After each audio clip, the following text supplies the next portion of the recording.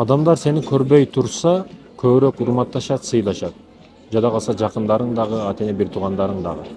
Көзгө адеп көрүнө бербе, көзгө адеп башкача боло бербе. Бул деген акча жактан, киреше жактан, чыгаша жактан бардык материалдык жактардан алысыраак ойно.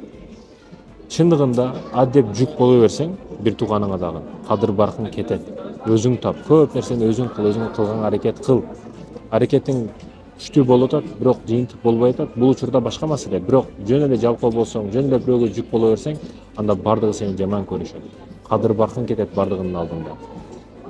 Ошондуктан кадыр баркыңды, даражаңды бийик кыла турган нерсе акча алыш эмес, бирөөлөрдөн акча бериш. Россияда бир бала иштейт, бул жактагы ата энесин бардыгына камсыз кылат, анын сөзү өтөт. Андай кыла десе, айтканын кылышат. Неге? Себеби банк ошол болуп атпайбы? Демек,